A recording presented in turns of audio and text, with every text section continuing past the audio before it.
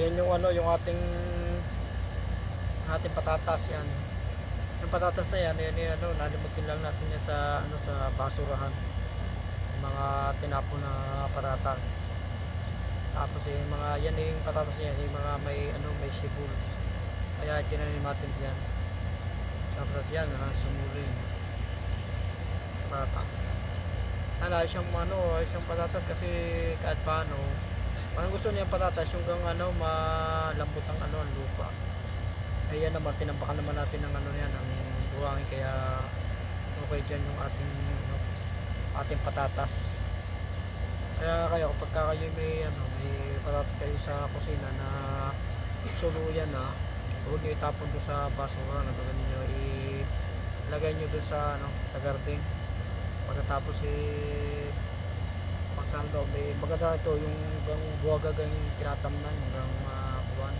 Kaya kung halimbawa yung mga sobra-sobra kayong buhangin, yun ang inyong itambak diyan sa ano, sa patatas. At tapos samahan din ng ano, ng mga layak-layak diyan ng mga ano, yung mga dahon-dahon diyan, mga nabubulok na kuwan, dahon ng puno. Tapos kahit yung mga damo na ano, yung bulok na, yan yung isama dun sa buhangin na ano, itatambak nyo din sa ano, sa kanya.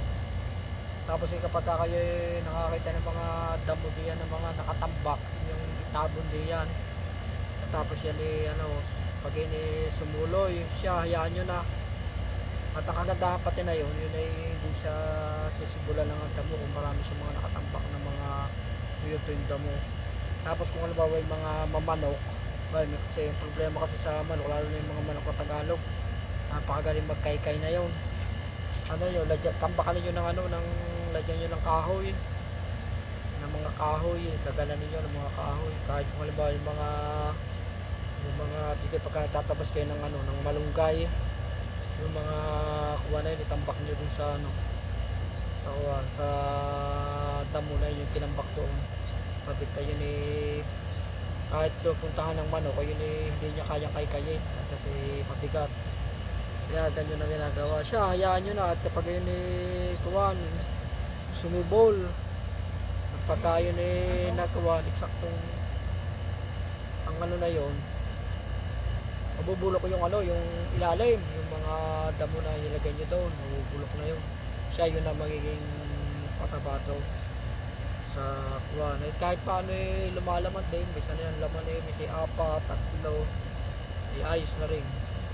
Ano, tapos pagka halimbawa meron kayong mga maliliit na ano, meron doon mga maliliit na patatas na nalabas, meron 2 na maliit, ayun gawin nyo, i-stack nyo na ito. Pagka ano yun, susuloy.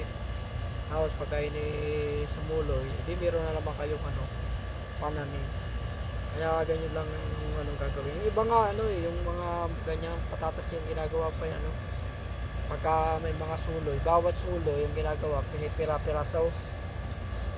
Bawat may suloy. Minsan kasi sa kuwan, minsan ang sinusuluyan doon sa kuwan, minsan 4 doon sa isang patatas. O ngayon, may 4 na kayong pananim kapag pinag-4 nyo yun. Tapos ang gagawin nyo doon yung kuwan, para wag mabulok yun, pagka meron kayong mga abo, isasawsaw nyo doon sa abo para ano, iwasan siyang mabulok. Pero kapag naman ang nagkakataon na itanim medyo ang ano, hindi masyadong maulan, minsan hindi na rin nabubulok siya, tuloy na rin na ako. Magkakapatatas kayo. Yung basta ang gusto lagi ng ano, ng patatas, yung mataba ang lupa, pagkatapos malambot. Kaya maganda yan sa ano, sa mga buwanginan.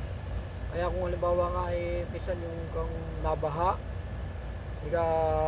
pagka may naiipon na buhangin, nilikuhanin ninyo. Yun minsan ginagawa ko pagka ano, minsan yung mga pinagtingilan ng baha, yung pinagkiluan ng baha, di yan naiipon yung ano, yung buhangin. Pagkatapos yun ang kinukuha. Kagandahan nyo sa kuha nyo, may kasama na yung mga lupa-lupa. Kaya maganda na yung panglagay sa ano, sa ganyan mga taniman, yung mga halimbawa yung mga kamutihan, yung bagay na bagay din sa ano, kaya kayo taniman nyo ng ano, ng kamuti. Kasi gusto yun. Dati nga ano, yung meron kami nakatambak na ano na buhangin. Dahil dati nagpalitada tapos ngayon ano, natam na ng ano ng kamote. Ay naku, nung nagano na nung panalbosan lamang namin yun, yung kamote na yun. Tapos nung nagtag-araw na, siyempre ang kamote nagtuwa na, nagdilawi na. Na kahit yan diligin mo, ay hindi na rin ano, hindi na rin gumanda, hindi na rin sumuloy. Kaya ang ginawa, pinagkuha na lang namin ng laman. Ang daming ano ang daming laman. Yung kapraso lang na kuman ano nakakaisang kaldero na agad ang ano. Palbase buhangin, gusto kasi na yung mga nalaman, yung gayang mga buhangin ang ano. Ay lalo tayo ni mismong buhangin talaga na nakatambak daw. Kaya nga ano kung malibawa nga ay mura ang buhangin, tapos gusto mo magtanim ng ano ng kamote, ayun bumili kayo ng buhangin at tuwan, at yung tatam na ng kamote, lagyan nyo ng ano ng buhangin. Sigurado naman kayo matutuwa dahil sa laman ng kamote pagkakakikinis. Tapos ang kamote pati maluwang ano, minsan niya paghatak mo ng tangkay ng ano ng kamote, ano nadadala na yung ano yung laman. Kaya napakagandang tamna ng gayon na mga pungin. Kaya kayo pagka kayo may patatas, ano maganda pagkakuan ito nyo itanim sa mga gayo, sa mga buhangin. At talaga namang ngayon napakaganda ng laman at saka pagkakakinis ng ano ng laman ng ano ng patatas.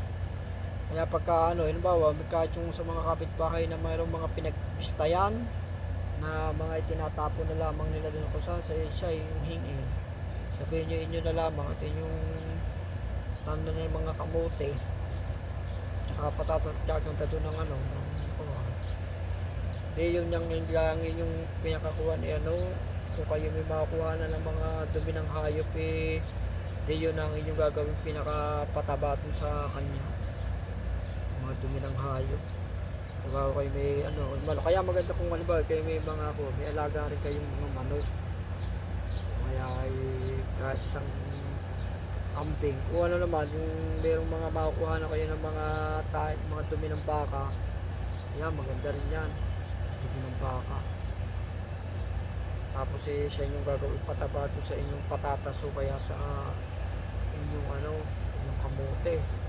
Nako, pag naglalaman ay siya, talagang kayo mananawa kayo.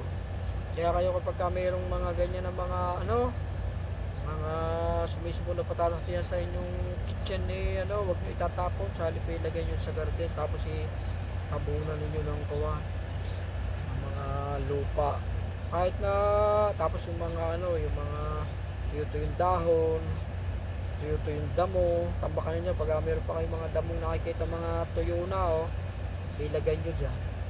Tapos kapag ano, tambak na yung mga tuyo, pwede niyo ilagay yung mga sariwang damo. Bawa kayo nagtanggal kayo ng damo, pwede niyo ilagay sa ibabaw.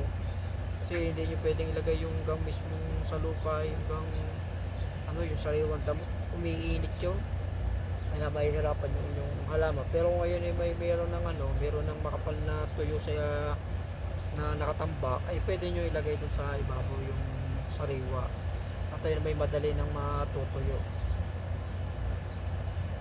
Kaya yun kapag ka nabulok yun doon, lalo sa atin maulan, ayun na magiging ano niya doon, fertilizer.